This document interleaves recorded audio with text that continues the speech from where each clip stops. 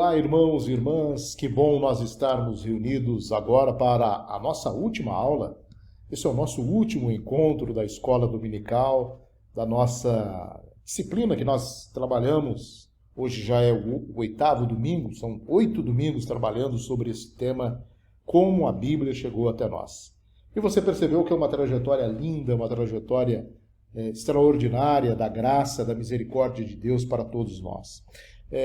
Acho que o que mais enriquece quando nós estudamos sobre a Bíblia, a origem da Bíblia, como a Bíblia foi nos legada, é podermos entender a Bíblia como palavra viva de Deus para nós, Deus utilizando seres humanos falhos, seres humanos com sérias dificuldades e problemas, mas sendo instrumentos de Deus para que a voz de Deus possa chegar até nós. Isso é algo maravilhoso, extraordinário, e nós louvamos e adoramos o nosso Deus por essa possibilidade e por ter nos legado isso. Que bom que você está conosco nesses 8 encontros, esse é o nosso último encontro, e na aula de hoje a gente espera poder contribuir para aumentar um pouco mais o seu conhecimento bíblico, se assim Deus nos permitir. A nossa última aula, então, como a Bíblia chegou até nós, e na aula de hoje vamos trabalhar alguns temas que podem ser polêmicos, mas eu não vou entrar aqui em polêmicas, fiquem tranquilos com respeito a isso, não é o nosso objetivo. Nós vamos trabalhar o princípio da fidelidade ao original, originalidade e fidelidade ao texto bíblico. Vamos comparar alguns textos e versões, talvez polêmicas em alguns momentos, e vou finalizar mostrando para vocês algumas bíblias de estudo, as bíblias de estudo que nós temos hoje no Brasil, o que elas são, e para que servem as famosas Bíblias de estudo, tá bom? Então essa é a aula desse domingo, esse nosso último domingo do mês de julho, já estamos nos aproximando de agosto, semana que vem já é agosto, o pastor Pablo vai entrar com a nova disciplina, Estudos no Sermão do Monte. Eu quero convidar você já para continuar na sequência, não perder o embalo da nossa escola dominical. Então vamos para fidelidade e originalidade. Vamos discutir um pouco sobre isso. Para que eu saiba se estou lendo um texto que é fiel ou não ao original, ou se aquele manuscrito da qual aquele texto foi traduzido é fiel ou não, é o mais próximo do original, quais são as evidências que eu tenho? É importante resgatar aqui um dos temas lá do nosso início das aulas. Não existe nenhum manuscrito original. Aquele manuscrito que foi escrito por Moisés, que foi escrito por Davi, que foi escrito por Paulo, eles não existem, eles não ficaram preservados. O que nós temos são cópias de cópias de cópias e de cópias que, pelo poder de Deus, pela graça de Deus, pela misericórdia de Deus, foram preservados e chegaram até nós hoje.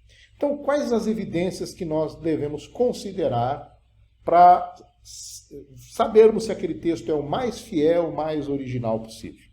Então, nós temos evidências externas e evidências internas. As evidências externas são relacionadas quanto à antiguidade. Ou seja, quanto mais antiga for a fonte da leitura, mais provável que ela seja fiel, original. Vamos voltar aqui à questão dos manuscritos. Nós temos os manuscritos minoritários e majoritários.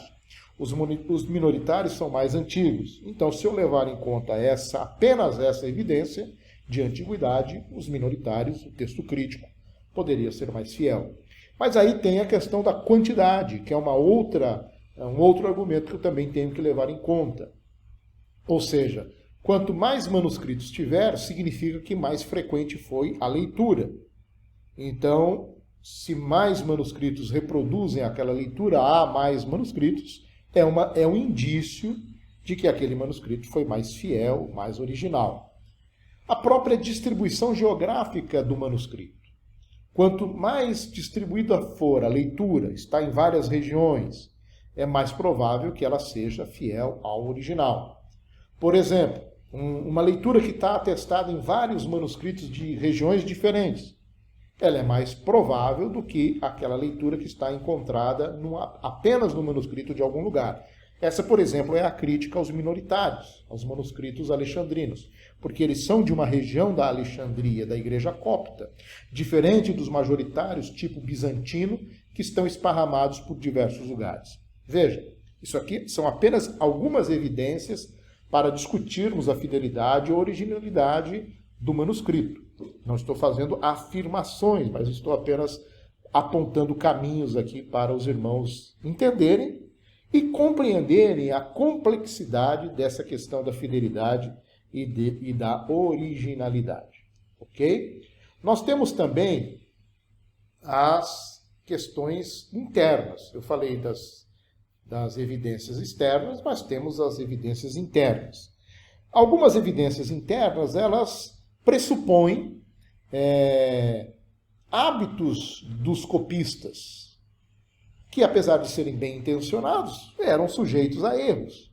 Por exemplo, o manuscrito que tem uma leitura mais curta é mais provável que ele seja fiel ao original. Por quê? Porque às vezes o copista acrescentava um comentário pessoal à margem do texto. Ele está escrevendo ali e ele faz um comentário à margem do texto. Só que vem outro copista, anos depois, pega aquele texto para copiar e vê aquele comentário e desavisadamente insere aquele comentário no texto. Por isso, os estudiosos dizem que quanto mais curta for a leitura, é mais provável que seja mais fiel ao original do que aqueles versos que são mais longos. Essa é uma evidência interna. Não vamos fechar a questão aqui, mas é uma evidência. A outra evidência é a leitura complexa. Ou seja, quanto mais difícil for a leitura, mais complexa for a leitura, palavras raras, palavras raras que são trocadas por sinônimos simplificados, expressões com maior dificuldade de serem explicadas, que podem, inclusive, ter sido corrigidas. Se essas expressões difíceis continuam no manuscrito, se as palavras raras continuam nos manuscritos, elas não foram trocadas por sinônimos, ou elas não foram corrigidas, significa que é mais fiel ao original possível. É uma leitura mais complexa, mais provável de ser fiel ao original. Os tradutores levam em consideração essas evidências quando estão trabalhando ou com o textos receptus, majoritário, ou com o texto crítico, que é o texto minoritário. Por isso nós temos o texto eclético, que é a junção dos dois textos. A NAA, a Nova Almeida Atualizada, que eu mostrei na aula anterior, ela nos dá essa junção dos dois manuscritos.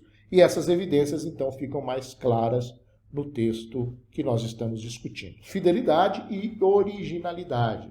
Então, são evidências que sempre a gente vai ponderá-las e discuti-las quando nós estamos trabalhando com a questão do texto bíblico. Quero citar aqui alguns exemplos para os irmãos sobre essas evidências, que eu coloquei aqui, que talvez fica mais fácil para vocês entenderem. Vamos pegar um texto, o texto de Lucas 2:33. Eu coloquei aqui em várias versões. Lucas 2:33, nos manuscritos majoritários, ou seja, os textos receptos, José não é mencionado como pai de Jesus. Veja que interessante. Nos textos majoritários, textos receptos, José não está como pai de Jesus.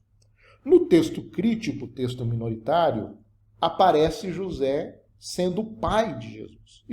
Isso tem, obviamente, um peso. Então vamos ver aqui, vamos ver esses textos, ok? Almeida Corrigida Fiel, a CF. Eu falei da Almeida Corrigida Fiel na aula passada. Almeida Corrigida Fiel diz o seguinte: E José e sua mãe se maravilharam das coisas que dele se diziam. Está se referindo a Jesus e diz, e José e sua mãe, não diz que José é pai, diz, e José e sua mãe, mãe de Jesus, se maravilharam das coisas que dele se diziam. Esse é o texto da Almeida Corrigida Fiel, textos receptos. Vamos ver um outro texto, textos receptos também, que está na Bíblia King James, de 1611, na versão portuguesa. E José e sua mãe se maravilharam das coisas que eram faladas sobre eles. Percebe que José também não aparece como pai de Jesus. O texto da King James Fiel e da Almeida Corrigida Fiel é muito parecido. É a adaptação ali do português, né? Das coisas que dele se diziam com das coisas que eram faladas sobre ele. Então, fica esse ponto aí que é sempre importante a gente entender. Esses são os textos majoritários. Vamos ver os minoritários. Vamos pegar a Almeida Revista e Atualizada, que é baseada, a maioria, no texto crítico, texto minoritário. O que diz lá Lucas 2,33? E estavam o pai e a mãe do menino admirados do que dele se dizia. Olha que interessante. A tradução do texto crítico prefere estavam o pai e a mãe do menino admirados do que dele se dizia. Não aparece a palavra José, mas diz que o pai era pai. Certo? Vocês estão me compreendendo. Isso está na Almeida Revista e Atualizada. Vamos pegar a NVI. A NVI é equivalência dinâmica, texto crítico também. O pai e a mãe do menino estavam admirados com o que fora dito a respeito dele. Mudou um pouquinho o final ali da tradução. Português quer dizer a mesma coisa, mas ela mantém o pai e a mãe do menino estavam admirados com o que fora dito a respeito dele. E o último, pega o texto da Nova Almeida Atualizada, que diz lá: e o pai e a mãe do menino estavam admirados com o que se dizia a respeito dele. Então, as três versões que eu coloquei aqui, a Almeida Atualizada, a NVI e a Nova Almeida Atualizada, todas baseadas no texto crítico, vão falar-nos a respeito e colocar o pai de Jesus, José, como pai de Jesus. No texto Receptus, Jesus não está ali como pai. Ah, mas professor, o que isso quer dizer? É apenas para que você entenda a complexidade das coisas. Né? Pode, por exemplo, acontecer de existir uma crítica com respeito mas José não era o pai. Por exemplo, os nossos irmãos católicos, eles colocam claramente, né, José, como Maria foi virgem o tempo todo, ela continuou virgem o tempo todo, José também continuou virgem e ele era um pai, apenas um pai adotivo de Jesus, certo? E aqui no texto crítico, o pai e a mãe de Jesus. Muda alguma coisa na questão teológica? Não, não muda nada, mas apenas para que vocês entendam e vejam as diferenças que tem. Vamos pegar um outro texto, talvez esse aqui até mais interessante para nós entendermos, né? Marcos, capítulo 1, versos 2 e 3. Marcos, capítulo 1, versos 2 e 3. Pega a sua Bíblia aí e confira comigo. Nós temos ali uma profecia atribuída a Isaías, ou seja, Isaías 40, verso 3. Mas o inicial do texto é de Malaquias, Malaquias 3:1.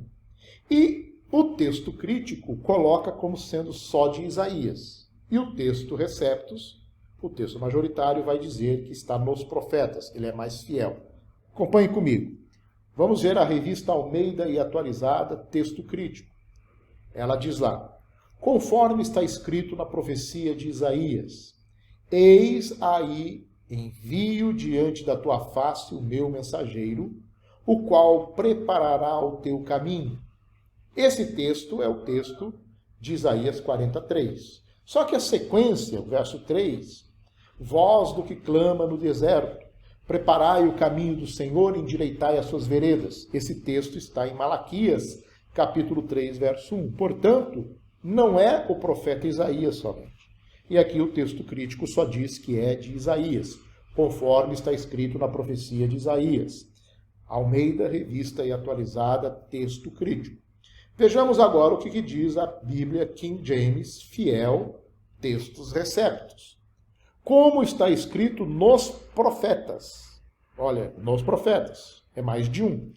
Eis que eu envio o meu mensageiro diante da tua face, que preparará o teu caminho diante de ti. A voz de um que clama no deserto, preparai o caminho do Senhor, endireitai os seus caminhos. Então, um dos profetas é a voz do que clama no deserto. O português é um pouco complexo, veja como aquilo que eu expliquei para vocês, né? Aqui, a voz de um que clama no deserto é uma construção antiga do português, mas perfeitamente inteligível e tem uma diferença. Então, se no exemplo anterior o texto crítico dá um melhor entendimento, aqui o texto receptus é mais fiel, porque ele menciona os profetas. E você percebe que o texto está se referindo a uma parte de Isaías e uma parte do texto de Malaquias. Certo? A questão agora que se coloca é: qual é o mais fiel? O textus receptus é o mais fiel, ele mantém a fidelidade e originalidade, ou é o texto crítico, por ser mais antigo, ele é mais fiel? Nós poderemos dizer aqui que pelo menos 3 abordagens são importantes quando nós discutimos essa questão sobre a fidelidade, né? Nós temos a abordagem fundamentalista. Qual é a abordagem fundamentalista?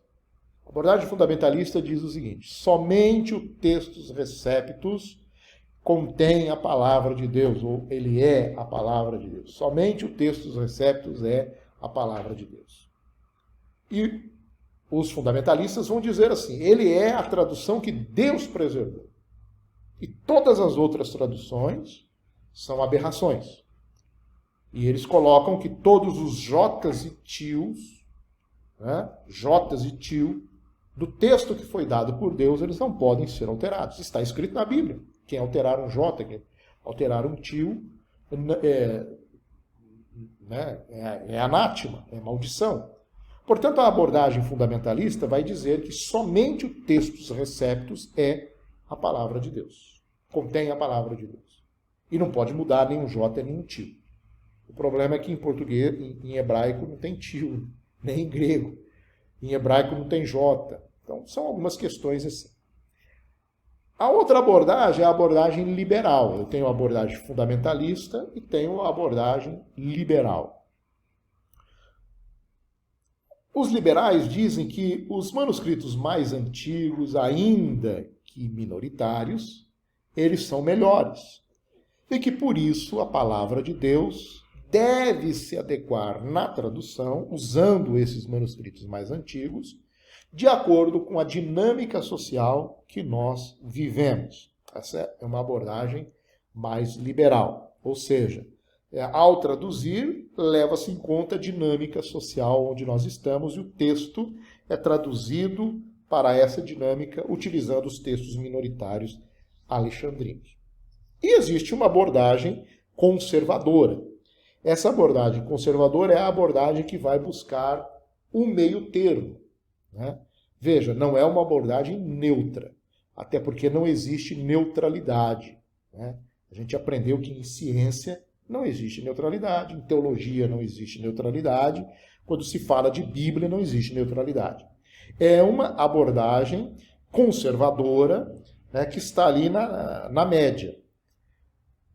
O que essa abordagem diz? Que se deve buscar um meio termo entre os manuscritos minoritários e os manuscritos majoritários. Ou seja, ambos são importantes, os minoritários e os majoritários.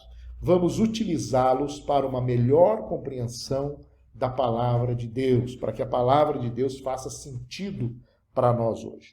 Sendo fiel, quando for possível ser fiel na literalidade, e sendo dinâmico, quando for possível ser dinâmico, utilizando um ou outro manuscrito de acordo com aquilo que melhor se ajusta. Essa é uma abordagem conservadora, né, mas que também não é uma abordagem liberal e nem fundamentalista.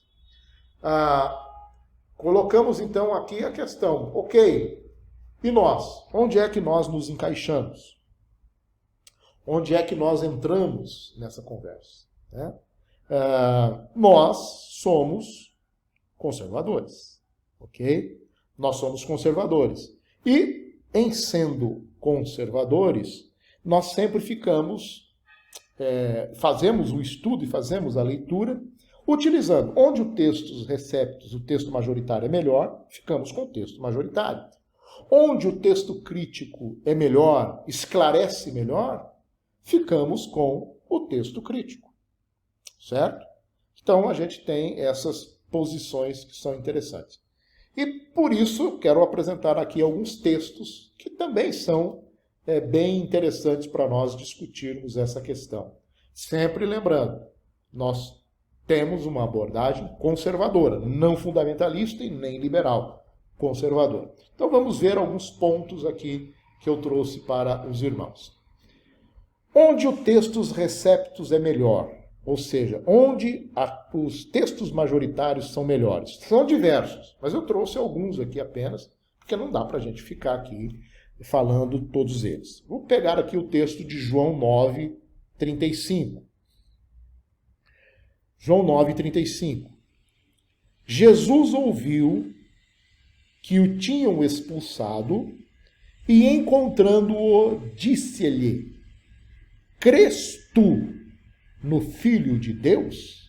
Essa é Textus Receptus, Almeida Corrigida Fiel. O mesmo texto agora na Almeida Revista e Atualizada, que usa o texto crítico.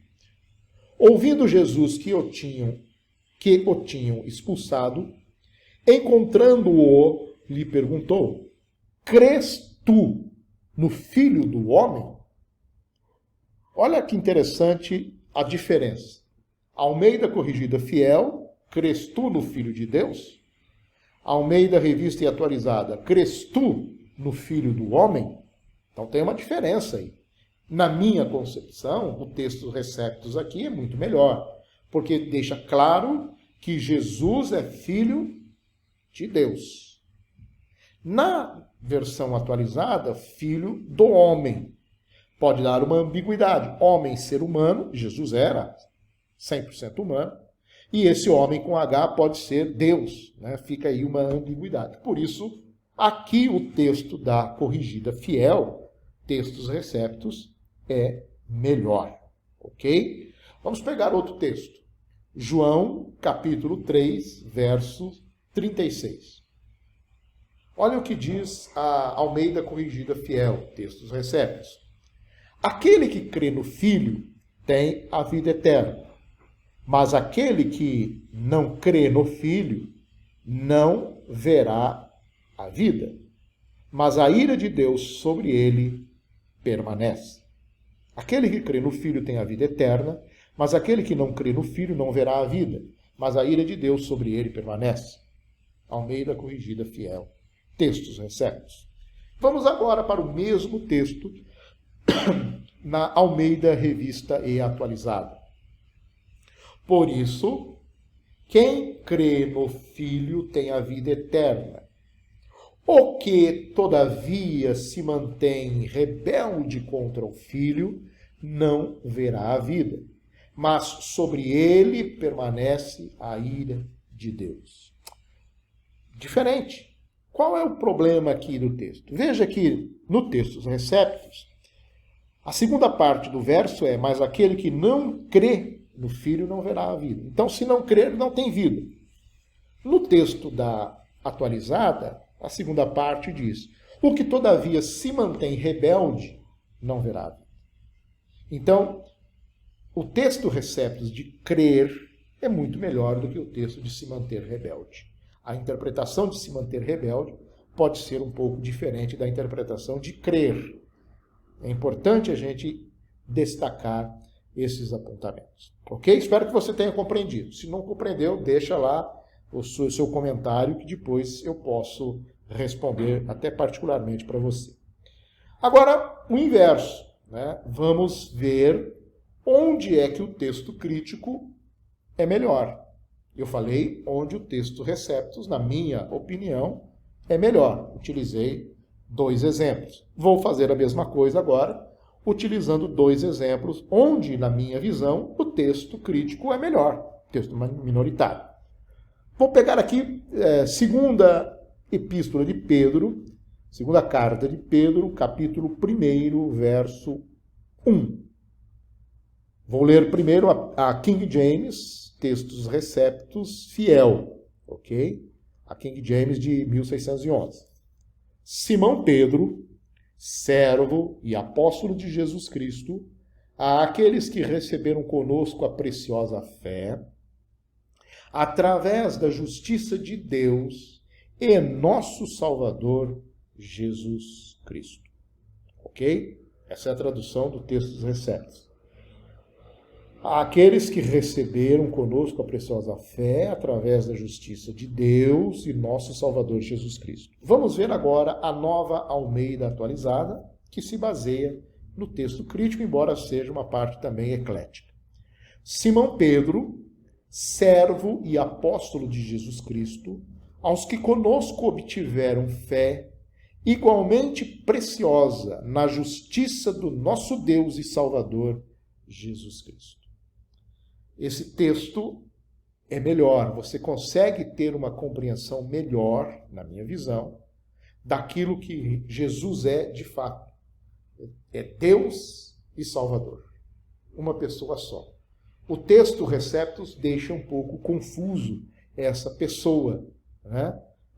Entre Jesus sendo Deus e sendo Salvador.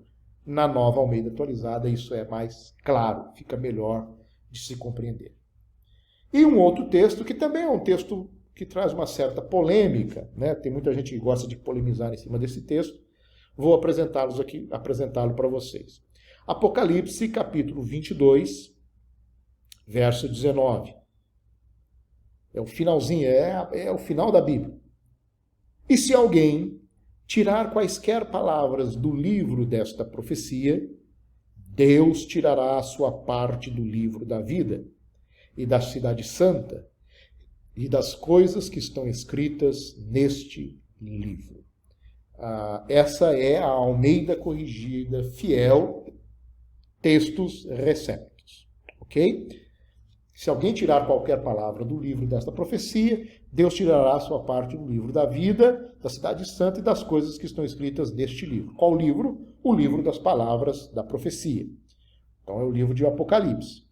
Mas aí tem um outro livro no meio, que é o livro da vida. Vamos ver como que está o texto crítico. Os manuscritos minoritários dizem, e a Nova Almeida atualizada tem essa tradução. Está lá.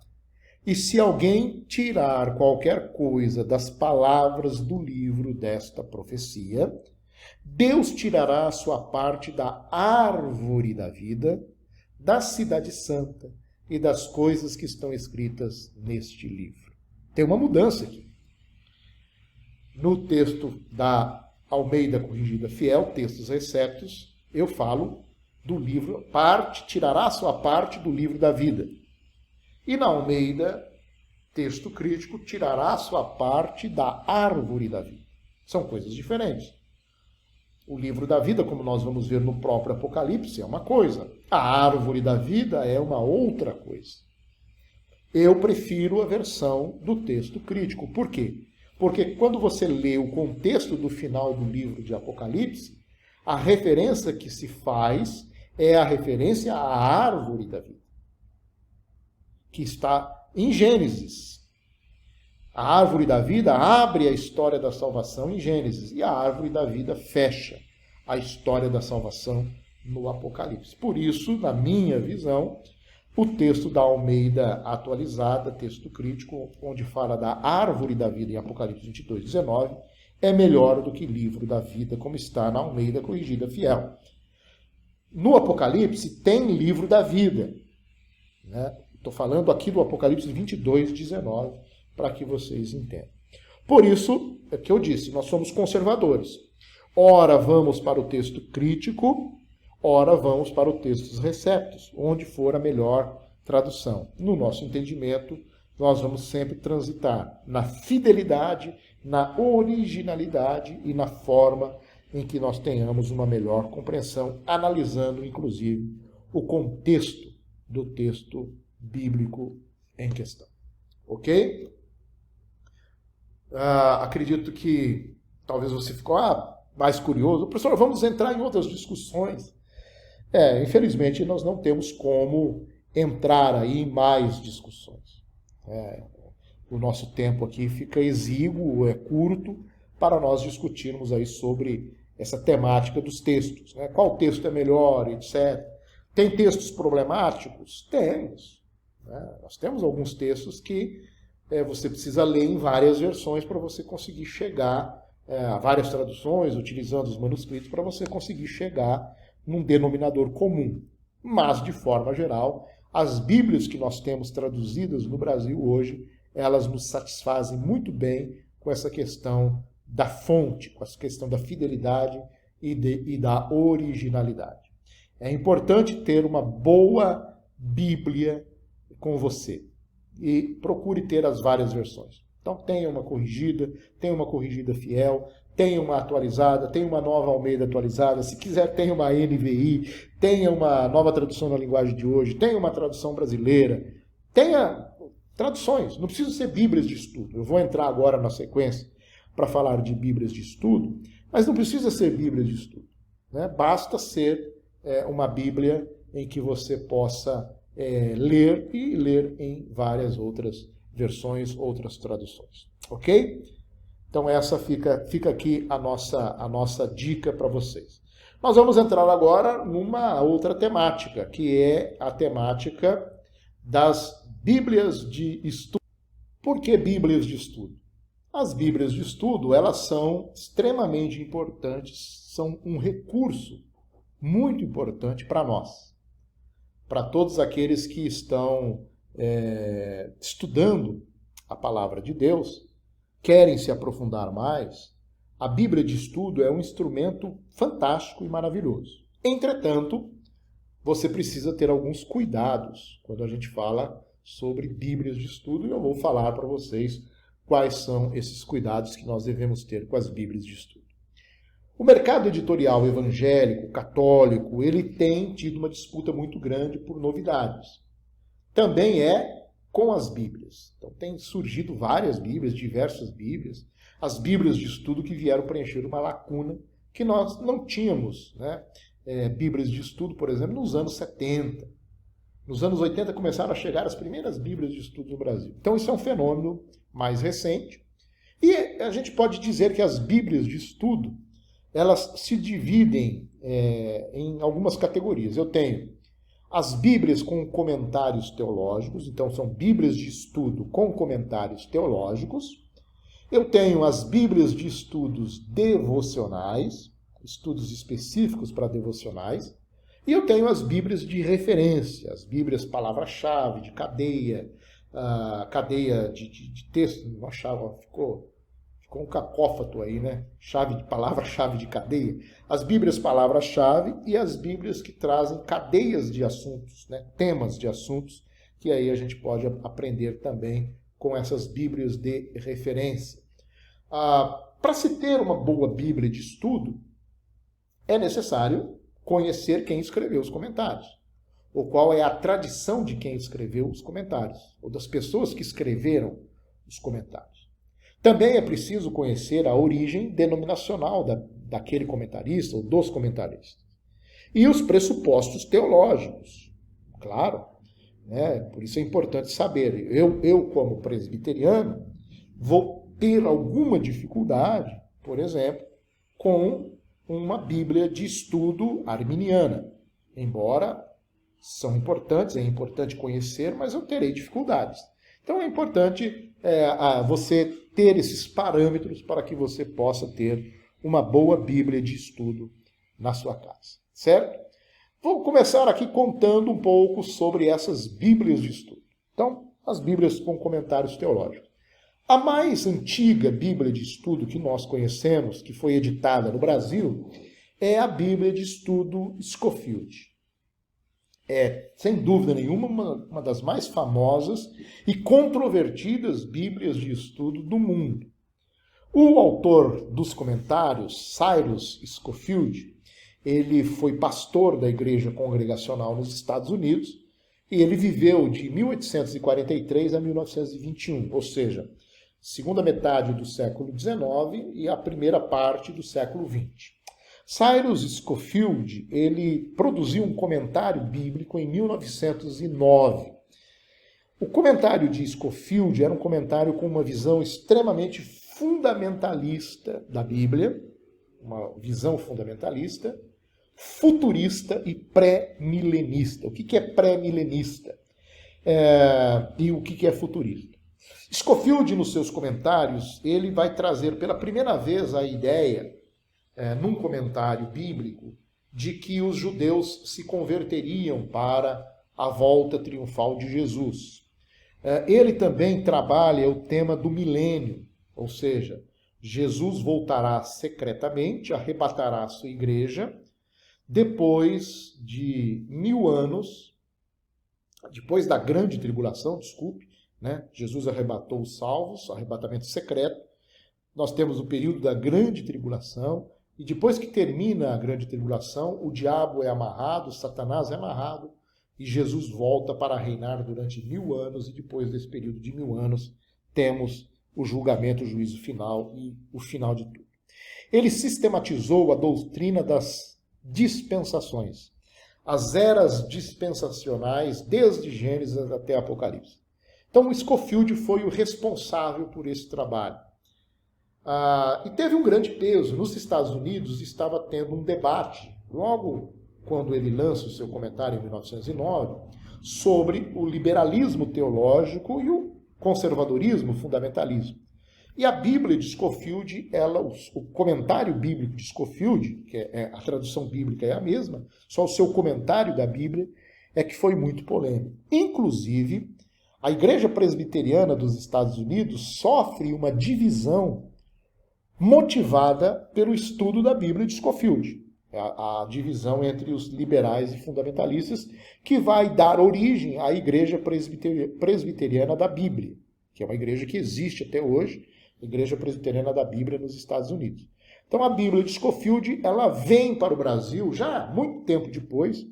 A primeira vez que ela chega no Brasil é em 1983, e ela então é muito difundida. As igrejas, principalmente as igrejas pentecostais, vão adotar muito a linha de Scofield. Hoje, essa Bíblia continua sendo editada, ela já não tem mais a fama do que teve lá no passado, mas ela continua sendo editada. Se você puder ter uma Bíblia de estudo Scofield, é interessante. Lembrando, é uma Bíblia de visão futurista, Israel vai se converter para que Jesus volte, é uma visão pré-milenista da grande tribulação, as 7 dispensações, são temas extra-bíblicos que estão na visão do autor, complementando o que ele diz da Bíblia. Ok? Então essa é a Bíblia de estudo Scofield. Chegou no Brasil nos anos 80. Outra Bíblia muito conhecida no Brasil nos anos 80, ela já não está mais em edição, mas ela foi substituída por uma outra que vocês já conhecem. É a Bíblia Vida Nova. A Bíblia Vida Nova foi editada pela Mundo Cristão em 79 e 80. No início dos anos 80, então, ela é lançada. A primeira Bíblia de estudos com notas que foram desenvolvidas totalmente no contexto da igreja brasileira, para a igreja brasileira. O grande responsável pela Bíblia Vida Nova foi o pastor batista Dr. Russell Shedd, muito conhecido, Dr. Russell Shedd, pastor batista do sul dos Estados Unidos, que veio para o Brasil. Dr. Russell Shedd morreu agora, recentemente, há 4 anos atrás, em 2016. Ele é o grande autor dos comentários da Bíblia Vida Nova. São mais de 10 mil comentários, notas de rodapés, mapas coloridos, cronologia bíblica, pesos e medidas, dinheiro, etc. E tinha uma vantagem na Bíblia Vida Nova, os comentários de Thompson. Eu vou falar um pouco mais para frente de Thompson. Thompson é um pastor metodista que fez os seus comentários em cadeias de referências. E os comentários estavam na Bíblia Vida Nova. Então tinha os comentários do Dr. Shedd e de outros teólogos, né? E também a chave de encadeamento de Thompson. Essa Bíblia fez muito sucesso no Brasil, ela parou de ser comercializada pela Mundo Cristão e atualmente ela é vendida sob o nome de Bíblia Shedd. Ela ainda continua sendo vendida pela Mundo Cristão com o nome de Bíblia Shedd. Provavelmente você tem a Bíblia Shedd, ela é muito famosa. Ela tem na versão revista e corrigida e poucos exemplares saíram na versão revista e atualizada. Qual é a diferença da Bíblia Shedd para a Bíblia Vida Nova antiga? A Bíblia Shed não tem os comentários de Thompson, e ela foi atualizada em alguns comentários do próprio Dr. Russell Shedd. Ok? Então, as Bíblias de comentários mais antigas do Brasil, a Bíblia de Estudo Scofield, que continua sendo lançada ainda hoje, e a Bíblia Vida Nova, são as Bíblias mais antigas e conhecidas no Brasil. E aí eu tenho outras Bíblias, né? Eu tenho a Bíblia de Estudo Vida. A Bíblia de Estudo Vida, ela foi lançada pela Editora Vida, respondendo às perguntas feitas por milhares de leitores para a famosa revista norte-americana Cristianismo Hoje. É uma revista muito famosa, uma revista interdenominacional nos Estados Unidos, e tinha uma coluna nessa revista onde as pessoas encaminhavam perguntas. E aí a Editora Vida lança no Brasil a Bíblia de Estudo Vida. Eu tenho ela aqui, essa aqui, a Bíblia de Estudo Vida.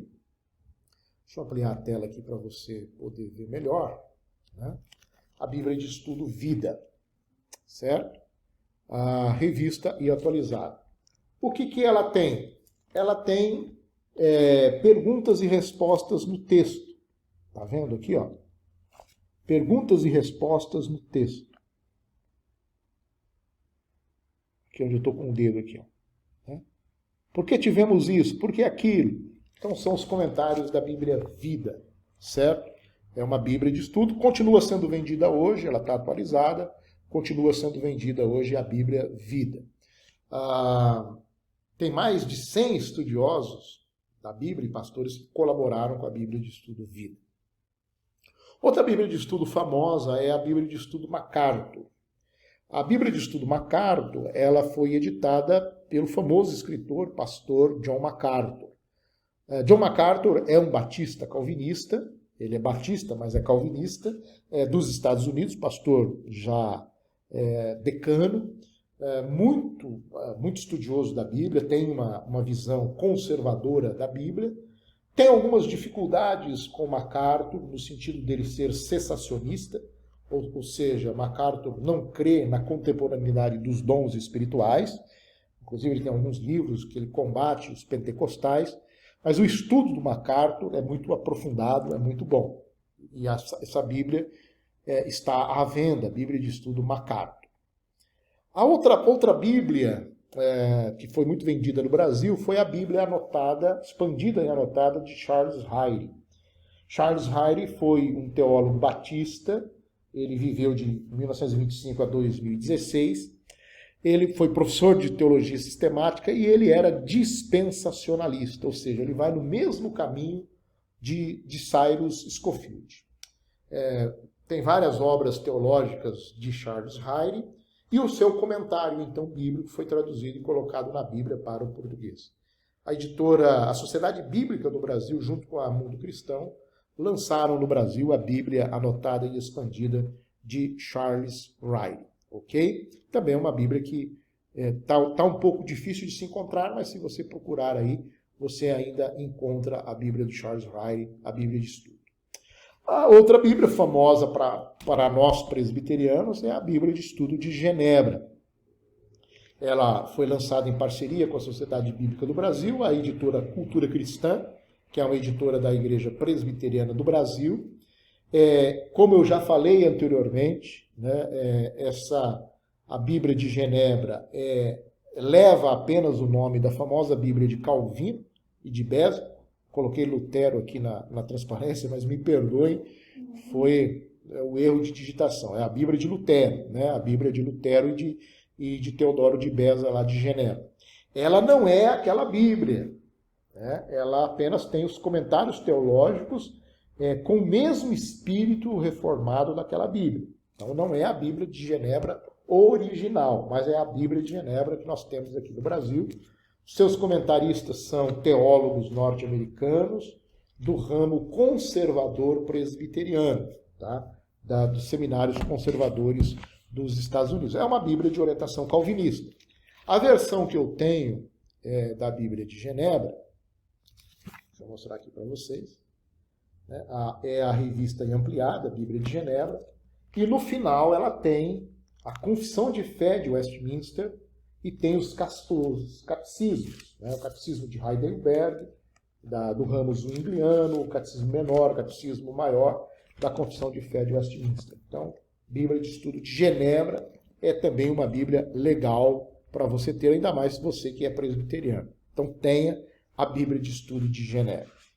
Outra Bíblia de estudo muito boa é a Bíblia Thompson, que foi editada pelo pastor metodista Frank Charles Thompson, publicada no Brasil pela editora Vida. O comentário de Thompson fazia parte da Vida Nova, como eu falei, né? Hoje tem uma Bíblia com os comentários de Thompson.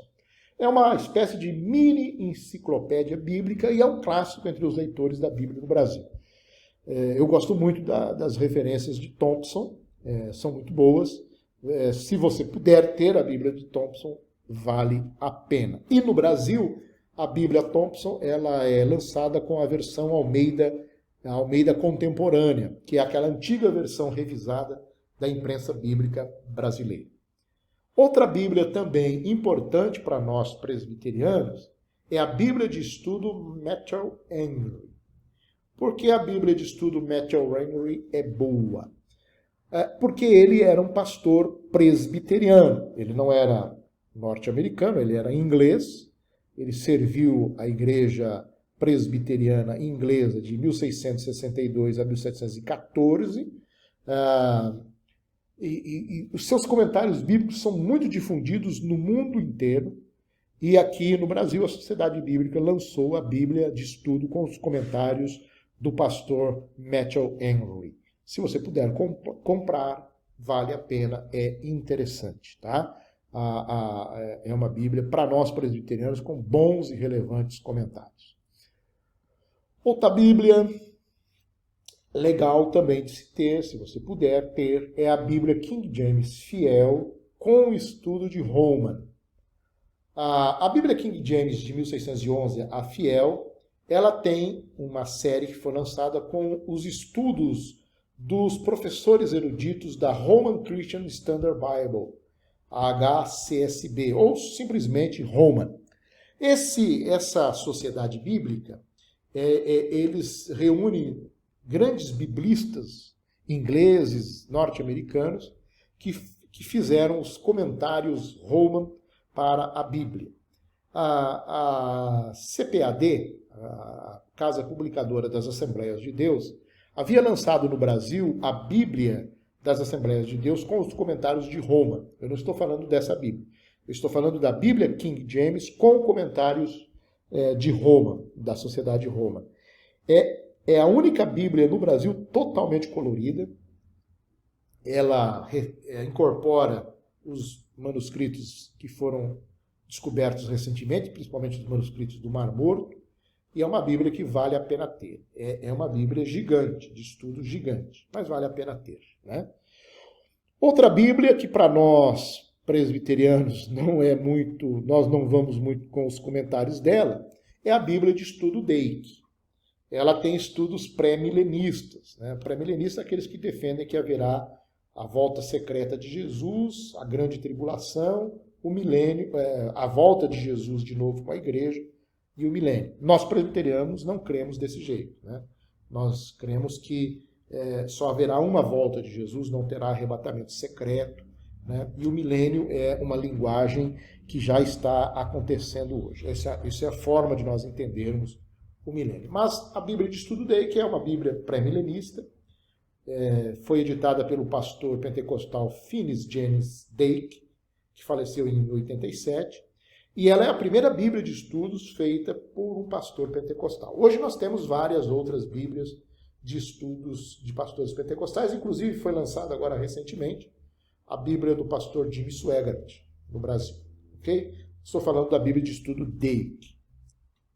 Outra Bíblia que tem despertado curiosidade é a Bíblia de Estudo de Spurgeon, que é uma coletânea dos 3.500 sermões que foram produzidos pelo pastor batista Charles Haddon Spurgeon. Spurgeon morreu no final do século XIX, ele morreu em 1892. Ele era pastor do Tabernáculo de Londres, numa igreja batista, 40 anos como pastor batista. Ele é um pastor batista de orientação reformada, calvinista. Os temas que Spurgeon expõe nos seus sermões são muito relevantes. Então a Bíblia de Estudo de Spurgeon, ela é a Bíblia normal com os comentários por intermédio dos seus sermões. Se você gosta de Spurgeon, vale a pena ter essa Bíblia de Estudo de Spurgeon. Temos agora também um lançamento recente, que é a Bíblia de Estudo John Wesley. Chegou recentemente nas livrarias. Essa Bíblia resgata a história de amor e de paixão do John Wesley pelas Escrituras Sagradas, por Jesus. Os metodistas estão falando maravilhas da Bíblia de John Wesley. Ela reúne hoje as notas explicativas sobre o Novo Testamento, que John Wesley publicou em 1754, e a seleção das notas sobre o Antigo Testamento. Ok? Essas são as notas, então, que nós temos de John Wesley, na Bíblia de Estudos de John Wesley. Vale a pena, chegou agora recente. Para nós, presbiterianos, reformados, os comentários de John Wesley são comentários arminianos. Então, você tem que saber fazer o filtro, fazer o trabalho ali. Ok? Nós temos também a Bíblia de Estudo NAA, a Bíblia de Estudo NVI, a Bíblia de Estudo NTLH, Novo Testamento na linguagem de hoje. Nós temos a Bíblia de Estudo da NVT, ou seja, essas versões novas da Bíblia que foram lançadas recentemente, elas também vieram como Bíblia de Estudo, luxuosamente encadernadas. Eu tenho aqui o privilégio de ter uma NAA de estudo. Está aqui. Bíblia de Estudo NAA. Olha o tamanho dessa Bíblia, ó, a grossura da Bíblia. Mas ela é fantástica. Muito bem feita, muito bem elaborada, seus estudos, comentários, tem concordância bíblica, tem de tudo, tem de tudo. É uma Bíblia fantástica, a Bíblia de Estudos NAA. Então, também fica aqui uma referência para você que gosta de Bíblias de estudo. E por fim, aqui eu apresento a Bíblia Tradução Brasileira com comentários. É a famosa TB, Tradução Brasileira. Foi lançada agora recentemente. É o texto da segunda edição, aquela que tirou aqueles termos em hebraico, Habacuque, Zefanaias, aqueles termos em hebraico. Então, você está falando em línguas, E foi passado, então, para o português. Os nomes foram para o português que nós já conhecemos. A tradução brasileira da Bíblia, ela tem comentários. Em cada livro tem um comentário de pesquisadores acadêmicos de diversas denominações religiosas. Tem até um comentarista católico que faz os comentários da tradução brasileira com comentários, que é uma Bíblia que está aí também. E aí nós temos as Bíblias de referências, ou as Bíblias de estudo devocionais. Tem várias, vou citar aqui algumas para vocês, porque tem muita Bíblia. Então tem a Bíblia de estudo da Reforma, tem a Bíblia com reflexões de Lutero, tem a Bíblia em ordem cronológica. Essa é interessante, você ter, os eventos são colocados em ordem cronológica. Bíblia de estudo Plenitude, Bíblia de estudo Pentecostal, a Bíblia de estudo brasileira, que é aquela que tem a Almeida século XXI, a Bíblia de estudo aplicada, o que mais? Bíblia de estudo palavra-chave, Bíblia de aplicação pessoal, Bíblia apologética com os apócrifos, essa Bíblia é interessante, Bíblia de estudo arqueológica, Bíblia textual, está sendo lançada agora recentemente a Bíblia textual, com muita coisa, muito texto, muito estudo, Bíblia de estudo herança reformada, que é um lançamento da Igreja Presbiteriana do Brasil, Bíblia da Nova Reforma, Bíblia de estudo conselheira, com um grupo de psicólogos e psiquiatras cristãos fazendo os comentários, Bíblia de estudo da mulher, Bíblia de estudo para pequenos grupos, a Bíblia Peshita, a Bíblia missionária, Bíblia de estudo de discipulado, Bíblia de estudo esquematizada, Bíblia de transformação pessoal, Bíblia da escola bíblica, escrevi errado ali, Bíblia de estudo do expositor. Vejam vocês o tanto de Bíblias que nós temos aí, Bíblias de comentários ou Bíblias de referências. Ok? Eu não comentei com vocês, acabei me esquecendo, e não comentei com vocês sobre a Bíblia judaica. Olha que interessante. A Bíblia judaica, professor, como assim?